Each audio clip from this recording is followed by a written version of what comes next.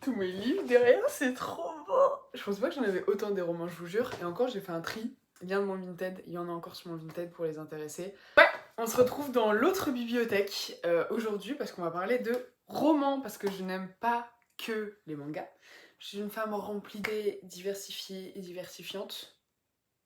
Pas sûre de celle-là. J'aime tous les livres et j'aime beaucoup les romans. Donc aujourd'hui on est parti pour un top 5 de mes romans coup de cœur. C'est trop beau, c'est magnifique. Alors je vous laisse deviner lesquels sont mes préférés. Je pense que je vais commencer par l'un de mes premiers livres en vrai de vrai, l'un de mes premiers livres, qui est La vie invisible d'Adi Larue. Ah mais j'ai pas fait d'ordre. Il n'y aura pas d'ordre dans la vidéo. Ce sera juste mes 5 romans coup de cœur que quand je vois là dans ma bibliothèque, j'ai envie de vous en parler. Donc on va commencer par La vie invisible d'Adi Larue qui a été un des premiers livres que j'ai lu. Et je souhaite à n'importe qui de découvrir ce bouquin. J'ai ma lentille qui dit merde à l'autre, c'est insupportable. Mais petite parenthèse, il n'y aura pas que de la fantaisie, même si ça fait partie de mes genres préférés à lire à l'époque. Maintenant, je suis un peu... J'avoue que maintenant, tu me proposes deux trucs, je suis un peu plus chaud. À l'époque, j'étais vachement focus fantasy. Et maintenant que la romantasy a pris beaucoup de place dans les librairies et dans les comptes TikTok, les comptes YouTube, tout ça, c'est un peu moins ma cam. C'est un peu trop une tranche que j'aime pas trop parce que c'est toujours la même. Voilà, tu lis le premier chapitre, tu sais toute l'histoire. Et moi, je déteste ça. Donc maintenant, moi, je suis un peu plus tournée vers les biographies, l'histoire, tout ça. Donc c'est pour ça que j'achète plus trop de bouquins. Que j'attends déjà de lire ceux que j'ai pour voir si le genre me plaît toujours ou pas, ou si je me tourne totalement vers l'histoire, le Moyen-Âge, les Vikings, enfin beaucoup plus de la fantaisie réelle, pas de la romantaisie, ou alors beaucoup plus de la biographie ou de la vie, enfin de la littérature tout simplement en fait. Voilà, pour diversifier un peu plus. Non, c'est tout, on va s'arrêter là, c'était bien. Il est incroyable. Il est incroyable parce qu'il concentre toutes les choses qui m'attirent dans un roman. Genre, il concentre l'histoire, la biographie, la romance, mais hyper bien tournée, tu vois, c'est pas de la romance... Enfin, après peut-être que je l'idolâtre trop et que je l'ai lu il y a trop longtemps, j'en sais rien, mais non, je ne pense pas, et c'est non. Il concentre ça avec du mystère, avec de la fantaisie et avec de l'intrigue, parce que tu sais pas comment ça va se terminer, et... Enfin bref... J'ai pas les mots pour décrire à quel point j'ai eu un coup de cœur pour ce livre. Parce que j'adore en plus, c'est qu'il est il est chapitré, mais les chapitres ils durent 3 pages. Et là vous dites, ouais, c'est un peu nul et tout. Non, je vous jure. Donc là, t'as le chapitre. Et une, putain, deux. Et là, t'as un autre chapitre. Voilà, quand je vous dis que tous les chapitres concentrent de 3-4 pages max, c'est que du coup, t'as que envie de le lire. Tu vois, quand tu regardes, oh, il reste encore combien de pages au prochain chapitre et que t'en vois 15. Oh, ça te fait chier. T'envoies deux, ok, bon, bah, deux en plus, deux en plus, deux en plus. Et du coup, il se lit rapidement, il se lit d'une telle agréabilité. Et puis, en gros, on va suivre Adi. On va suivre Adi en 1800 et des cacahuètes, 1714, qui habite dans une campagne.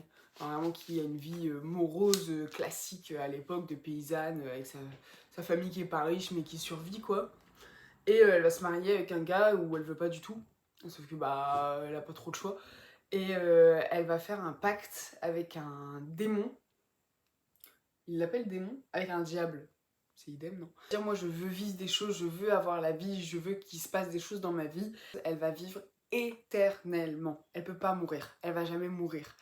Sauf qu'elle va vivre en tant que fantôme. C'est-à-dire qu'il y a personne qui va pouvoir se rappeler d'elle une fois que, genre, tu croises quelqu'un dans la rue, tu dis oh salut, comment ça va et tout. Le mec il va marcher et il va l'oublier. D'elle, elle peut pas être prise en photo, elle peut pas être dessinée, personne se rappellera d'elle. Ce qui est génial dans ce bouquin, c'est que tu as des flashbacks de elle quand sa vie commence, c'est-à-dire que quand elle se rend compte que personne la reconnaît, genre elle part dans une dépression, dans une solitude folle parce qu'elle se demande comment ça va se passer, donc comment elle s'habitue à sa vie. Et après, tu as des sauts dans le temps de 2000, en 2014. Et après, on voit sa vie de 2014 où elle est habituée, elle sait exactement comment ça se passe, elle sait machin, et en fait elle fait que des rencontres éphémères. Et c'est tellement dur en fait de la voir comme ça. Et en même temps c'est tellement... Enfin elle est habituée elle aussi donc voilà. Mais je sais pas laquelle Adi je préfère entre la Adi de 2014 qui sait ce qu'elle fait, qui est une femme forte parce que vas-y ça fait 300 ans qu'elle vit comme ça. Ou si je préfère la Adi de 2014 qui est...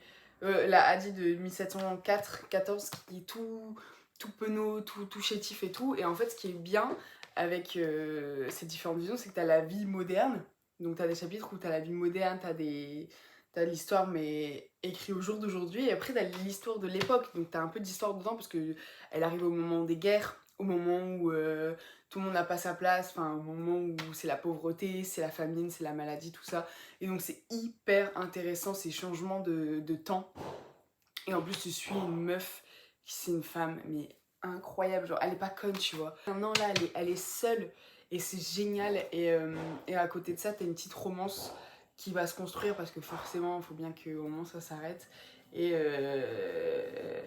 vous verrez en fait j'ai pas envie de spoiler le truc, déjà je trouve que j'en ai trop dit parce que pour moi un livre ça se découvre dès le début, mais voilà je vous conseille énormément La vie invisible d'Adi Larue parce que c'est génial, parce qu'il y a un tout en fait dans ce bouquin.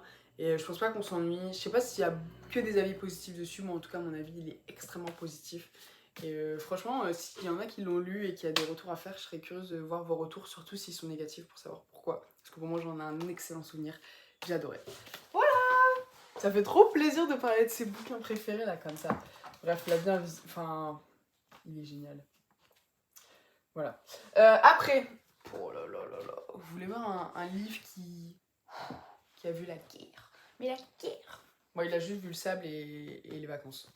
Mais il est tellement incroyable que je me dois de vous le dire. Stephen King. J'ai adoré son histoire de Stephen King et pourtant je n'ai lu que lui comme livre. Et c'est pas du tout son genre habituel parce que là c'est une fantasy. C'est complètement une fantasy et c'est pas du tout de l'horreur ou quoi, ce que Stephen King a l'habitude de faire et ce qu'on connaît de Stephen King. Et du coup, c'est sa première fantasy et j'ai été très curieuse de découvrir cette plume de ce fameux Stephen King sous mon genre littéraire préféré. Et ce bouquin, personne n'en a parlé. Mais personne l'a lu ou quoi? Parce qu'il se doit d'être lu, genre, il est dingue. Il est génial. Je vais vous dire que j'étais en vacances, j'avais pas envie de lâcher le bouquin. Et c'est rare parce que t'as la piscine, t'as les copains, je suis jeune et voilà, mais j'avais pas envie de lâcher le livre. Ils disent pas que c'est un livre fantastique, ils disent que c'est un livre imaginaire. Parce que oui, il y a un monde imaginaire là-dedans, évidemment, mais pas que.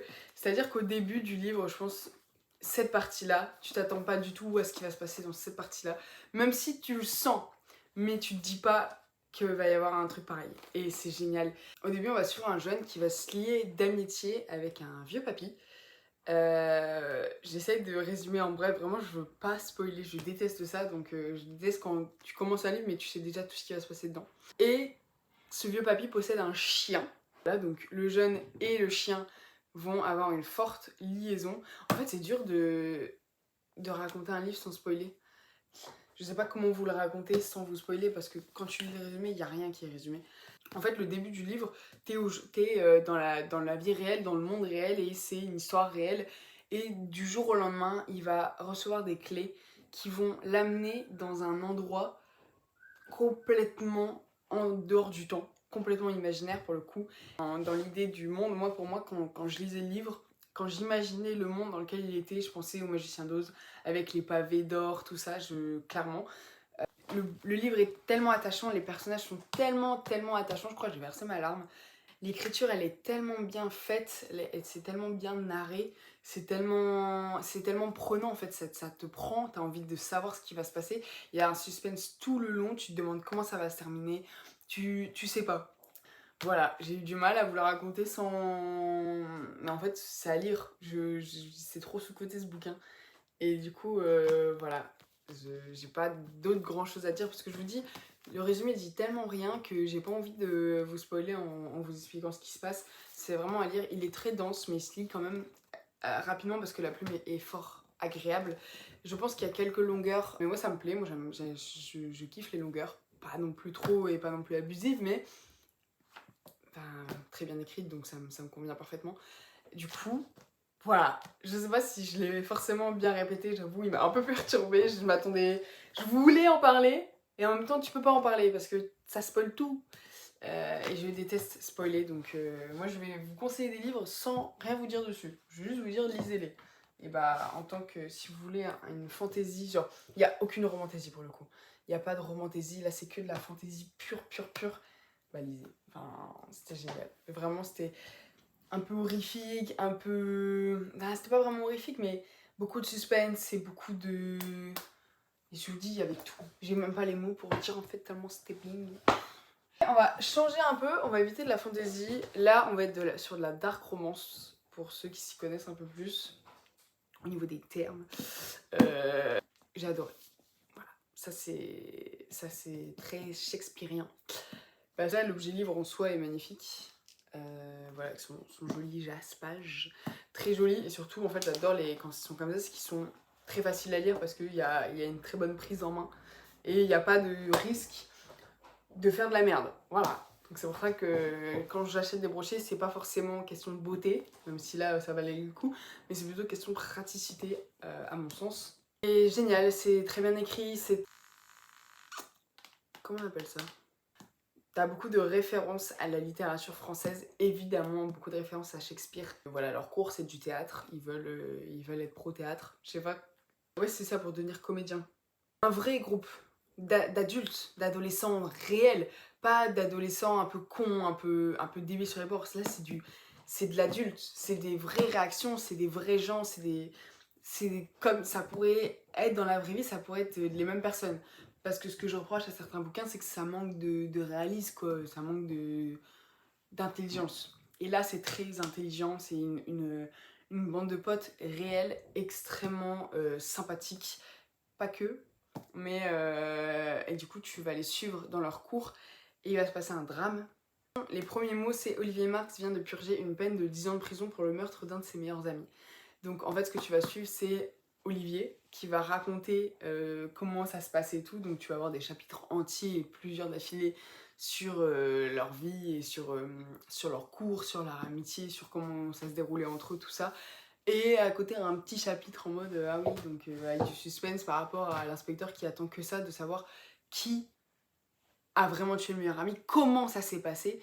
Et du coup, t'as tout le déroulé de leur cours et petit à petit, tu auras le fin mot, genre. Et c'est vraiment cool parce que t'as des chapitres entiers sur eux qui jouent Shakespeare, donc t'as des rêves, donc faut savoir. Moi, j'avoue que ça m'a un peu barbé parce que j'ai pas lu Shakespeare et que c'est un peu longué, entre guillemets. T'as le ressenti des personnages qui jouent leur rôle, parce que c'est hyper bien écrit, t'es dedans en fait, t'es en haleine, tu veux que lire la suite. Voilà, j'ai vraiment du mal à résumer les histoires, c'est abusé. Mais c'est pas grave, chacun ses défauts. Moi, j'adore lire les histoires, mais alors, les résumer, je suis incapable. Surtout quand ça date d'il y a longtemps. Alors là... Putain, on est déjà au 4ème. J'ai fait un top 5. Zut. On est sur le Prieuré l'Oranger. N'ayez pas peur. Vraiment, n'ayez pas peur. N'ayez pas peur de ces 950 pages. De pur bonheur. Non, alors Le Prieuré de l'Oranger, c'est vachement un roman qui met personne d'accord parce que personne n'est d'accord sur ce livre. Il est très long, donc forcément, ça fait tout de suite peur. Donc, il y a personne qui peut dire j'ai lu les 950 en 3 jours et j'ai kiffé, il n'y a eu aucun moment de longueur. Impossible. Par contre, le livre objet, il est divin.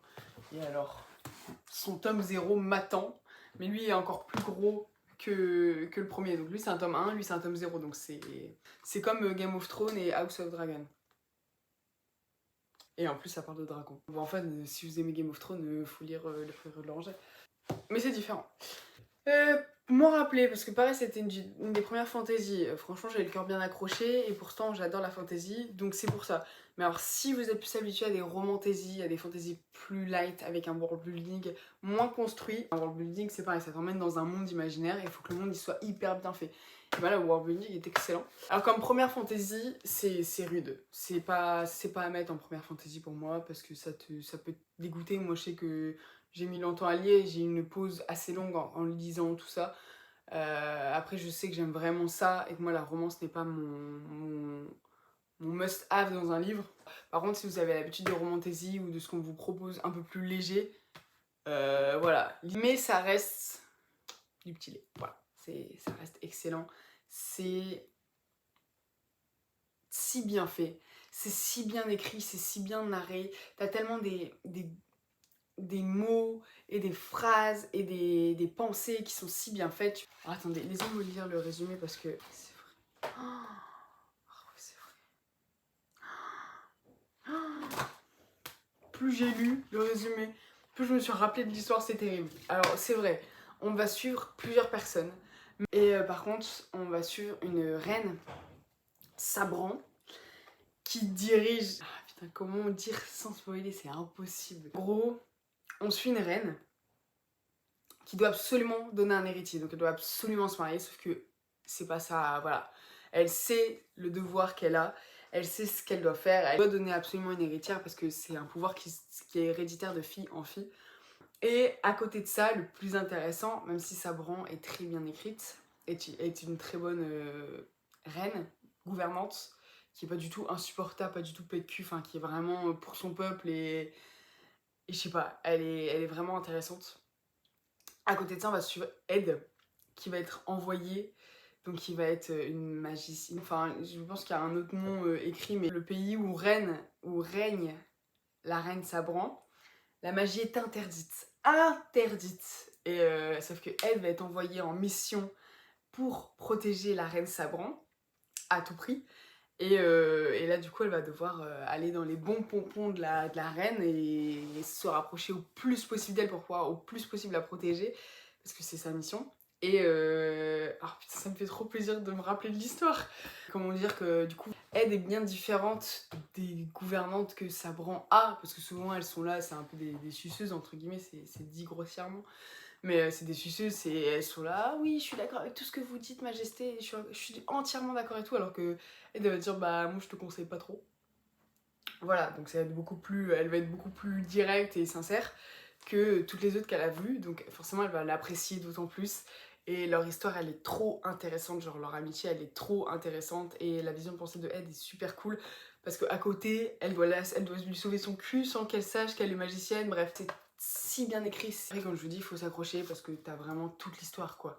Mais c'est hyper intéressant, t'es dedans, en fait. Je vous dis, t'es dedans. T'as commencé un chapitre, t'es dedans, t'imagines tout. Il n'y a pas de moment où tu lis de but en blanc pendant 100 pages. Pour moi, t'es dedans tout le temps.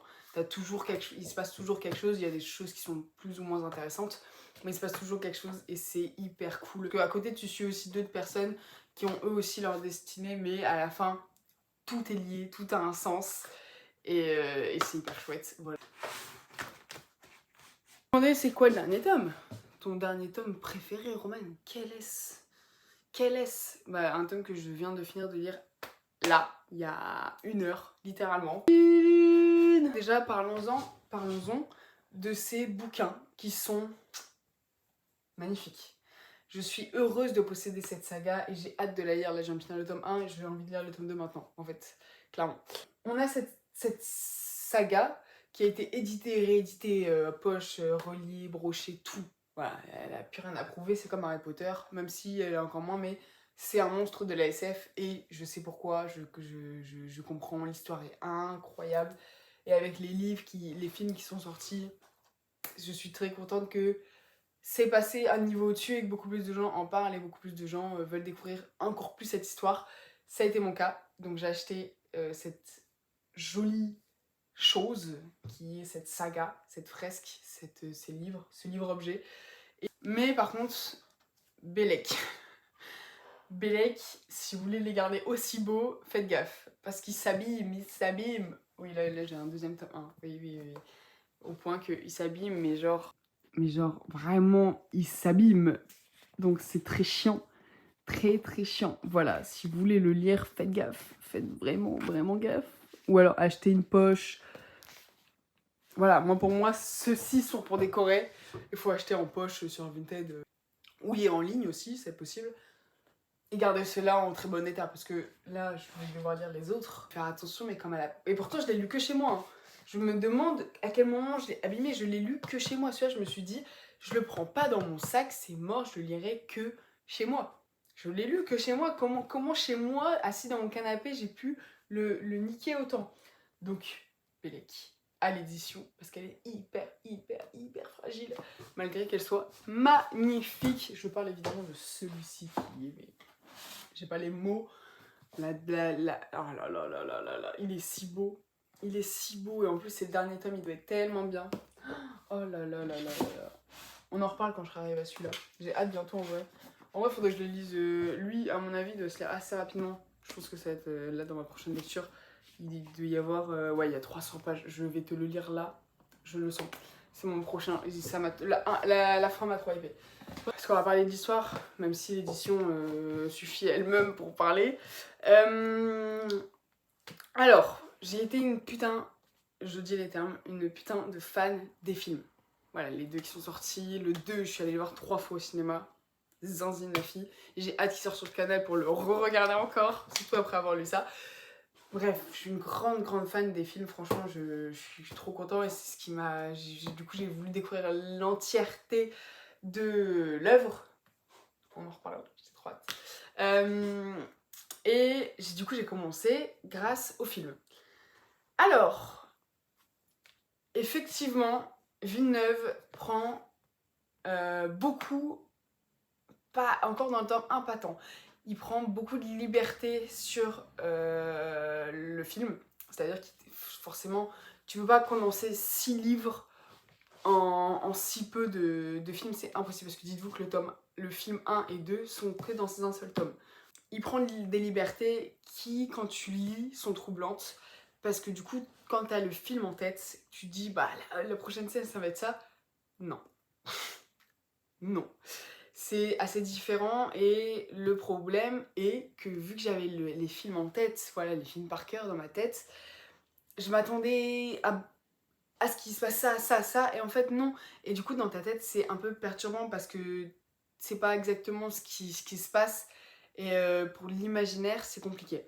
Donc j'aurais été très curieuse de découvrir ces livres sans avoir regardé les films, pour savoir comment j'aurais construit les choses, comment j'aurais construit le world building, tout ça, parce que et très intéressant et très... Enfin, ouais, non, c'est...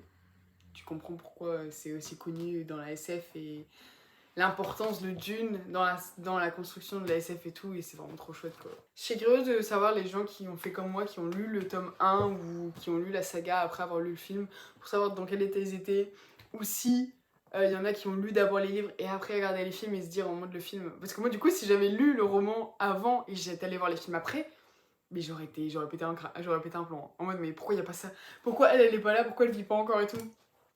J'aurais tout cassé, clairement. Je suis contente que ça ait été dans ce sens-là, parce que sinon les films, je les aurais pas aimés du tout. Là, j'adore. Est-ce que je fais des petites mentions honorables? Parce que là, j'ai fait le top 5, mais il y a encore des petits... Michael McDowell, une vidéo de lui est dédiée. Voilà, donc j'en parlerai plus tard. Mention honorable, franchement, je dirais La Faucheuse, que j'ai surkiffé. J'ai surkiffé. Donc je vous le dis, je vous laisse vous y intéresser et regarder peut-être des vidéos. Je vais pas en parler parce que sinon ça fait trop long. Mais La Faucheuse, je vous laisse vous y intéresser, j'ai surkiffé et il me tarde de lire les tomes 2 et 3, mais le tome 1 m'a convaincu. Tout le bleu du ciel, lui je crois qu'on en parle déjà assez pour en reparler encore, mais il vaut sa hype. Voilà, il vaut clairement toute sa hype. Voilà. Non, je vous dis, j'ai pas eu énormément de coups de cœur dans ma vie. Hein. Voilà, bah voilà, on s'arrête là. Il y a des lectures, elles sont sympas, mais sans plus, et c'est clair. Mais mon top 5, je pense, ne bougera pas pendant longtemps. Voilà, je pense que mon top 5 restera celui-ci pendant très longtemps. Lui, je pense, écrasera lui. Voilà, lui, il va être comme ça. Je pense que dans mon classement, ça va se passer comme ça, mais je l'ai pas encore lu, donc on sait pas encore. Mais voilà, mais à part ça, mon classement restera celui-ci pendant un bon bout de temps. Donc profitez bien de cette vidéo et sachez que ces livres resteront dans mon cœur pendant tellement longtemps. Ça a tellement été des changements pour moi, des claques, tu vois, quand je présente pas d'autres livres, c'est qu'ils m'ont pas marqué autant que ces 5-là m'ont marqué. Donc voilà, je suis très contente et on se retrouvera pour une prochaine vidéo. N'hésitez pas à liker, à vous abonner, à commenter, à me dire vous votre top 5. Pourquoi pas, pour que ça me dise, bah Roman, faut vraiment que tu lises ça parce qu'il y a 10 personnes qui sont dans leur top 5 et tout. Et n'hésitez pas à me dire si je vous ai donné envie de lire certains livres malgré mes résumés un peu foireux. Voilà, clairement, moi ça va être résumé foireux. Bref, voilà, je suis très contente. Et merci pour tous les retours sur la chaîne. On est déjà bientôt 700. C'est incroyable, je suis trop contente. Voilà, gros bisous. Je vous aime. Prenez soin de vous et lisez beaucoup de livres. Le setup. Ça, c'est tous les colis Vinted que je dois ouvrir en vidéo bientôt. Il y en a encore.